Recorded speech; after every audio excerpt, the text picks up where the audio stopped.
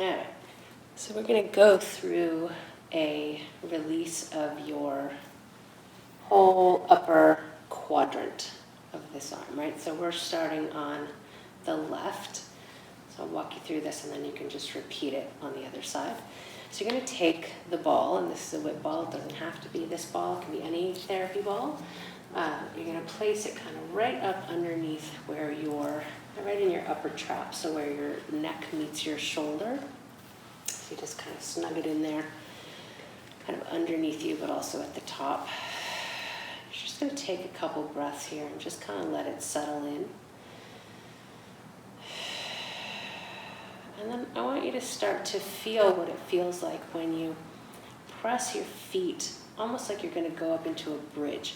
So I'm just putting pressure through my feet, and I'm pressing my body up towards my head, putting extra pressure into that ball. And then I'm going to release it a little bit. So this is up to you how intensely you want to do that, right? You can go all the way up into a bridge and really dig that ball in, or you can just barely kind of push through your feet. So you're just experimenting with what feels good to you. And then you're going to start to do some range of motion of your head. So you're just going to look to the left and right, and just kind of feeling what you feel. And then with all these, you can always combine all of these tools, right? So as I'm rotating, maybe I press through my feet and really start to dig in to a spot, and then I release it. Maybe I push in as I go the other way, and then release. So you can just kind of experiment with that. And the rules always are, you should be able to breathe into it, right? It should never be so intense that you're gripping against it, right? And kind of bracing against it. So your visual is, I talk about receiving versus doing. I find that a lot of people try to do when they're releasing, right? They're like cramming the ball in there and they're pressing into it. But see if you can't sort of flip to the other side of that a little bit and really focus on letting your tissue receive that ball or the tool or the roller or whatever you're using. So you're just sort of breathing into it. So now we're going to start to add range of motion of our arm. So you're just going to kind of slowly go up overhead. Always breathing. Coming back down. And again, you can combine any number of those things. Maybe I get up here and then I start to push into my feet and really dig that ball in a little bit deeper and ease off of it. So I started just with flexion, extension of my arm, but you can certainly take your arm across your body, out to the side. Maybe you go on a diagonal, down across. So you're just sort of playing with the range of motion. You can do little circles. Depending on where you're tight, it'll be different. You can always add range of motion of your head in combination with your arm. Add your feet. You're just sort of exploring and trying to wind up that tissue and find the tight spots and see if you can't just kind of melt into them. So you always have the option of pausing this video and hanging out in one zone for a little bit longer. But otherwise, let's move the ball out just a little bit. So you kind of come in between the base of your neck and your outer shoulder. So you're somewhere right in between. And again, it's kind of underneath you just a little bit, but also at the top. So again, here, just let it settle in for a second. And then you can add little bits of pushing into your feet. In and out of there. You can add your range of motion of your head. And you might do one thing and not feel any change. Like if you add your range of motion of your head and you feel nothing, then move along. Add your arm. This is a zone all along the top of your shoulder where we hold a lot of stress and a lot of tension. When we're stressed out and anxious, we tend to breathe into this part and kind of shrug our shoulders and hold tension there. So just really getting this ball in here to just hydrate that tissue, mobilize this fascial tissue, release this can be so profound. So check in with that. Range of motion of your arm, your neck, pressing in and out of your feet.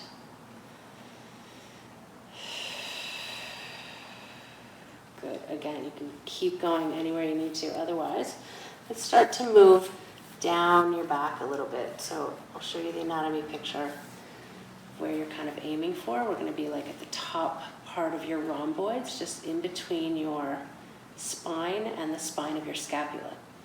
So it starts to get a little more intense depending on how tight you are. You can always do this against the wall if it's too intense on the floor. So I usually just let this ball kind of settle in here for a second. See if you can just relax everything into the floor. Taking some deep breaths. So in this little trough that we're going to be kind of moving through, this is right where your ribs attach into your spine, into your thoracic spine. So really keeping this mobile is really crucial for your breath also. So then you can start with your range of motion of your neck, your head. And here, not only can you sort of press through your feet or pull, so I'm sort of just like shifting my weight back and forth by using my legs, but you can also start to do rotation. So let your knees drop to one side a little bit and the other. So you're just kind of checking in, and you can combine it, right? I can let my knees go one way, but then also push through my feet a little bit. So you're just thinking in 3 dimensions, right? That tissue is 3-dimensional. So you're just kind of looking to move it in all of those different directions. And then you can add your arm, and again, this can be pretty intense. So just go easy. Always breathing. So I talked in a video about your shoulder and shoulder pain. This is a really great place to start if you have anything happening in your shoulder. And again, depending on how acute all of that is, you may want to start against the wall because the floor is much more intense. So then you're just slowly working your way a little bit lower. You can either kind of move your body up or move the ball lower.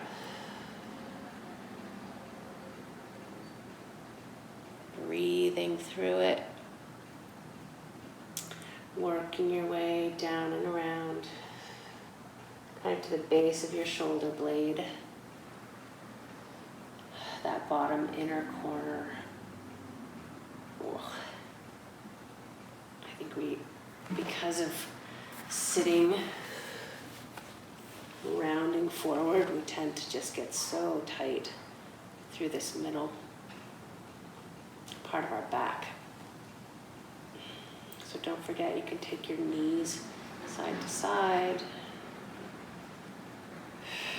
And if there's ever a spot that you get on that just feels like, ooh, okay, can't move through it, but you can still breathe into it, relax into it. Maybe you just hang out there for a second. Try to breathe, soften that tissue.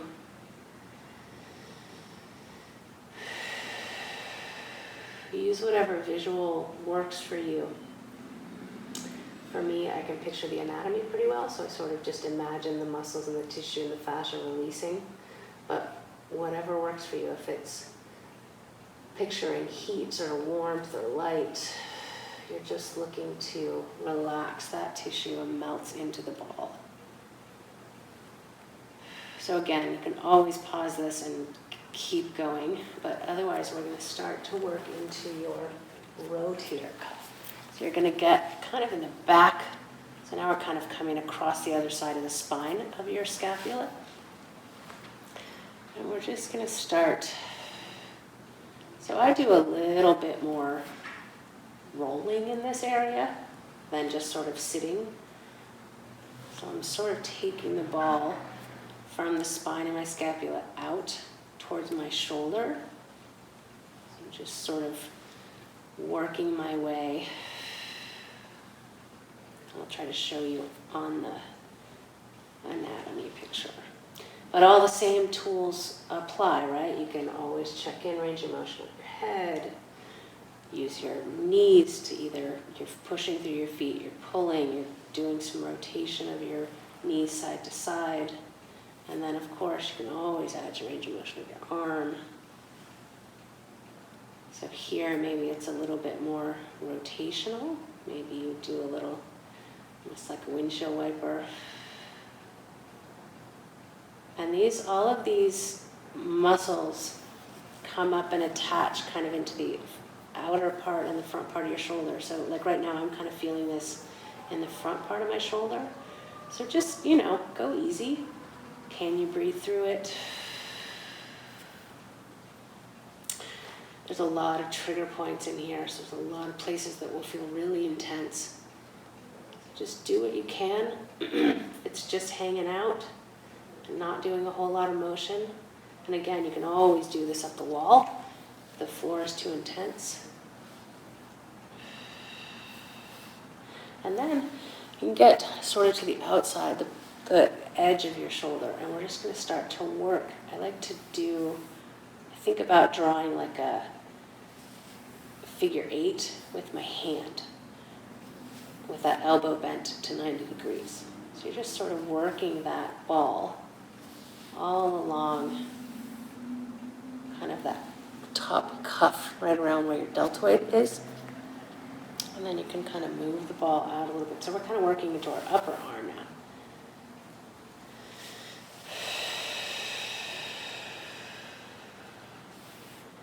And again, whatever feels, you're just kind of really using this is about dropping into your body, really, really being in your body.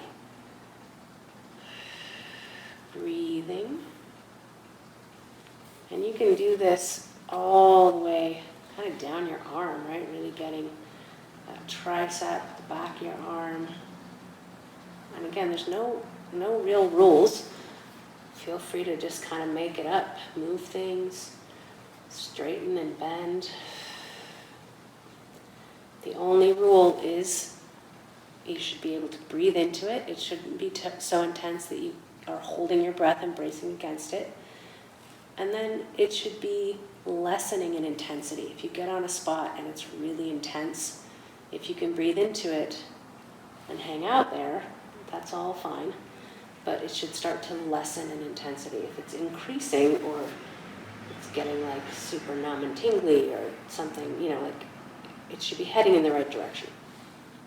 Otherwise, you might not be on the right spot. So you can feel free to work all the way down, your arm in this way. Like you can do what feels like you need to do it. So this is kind of a great place to start to release your whole upper shoulder.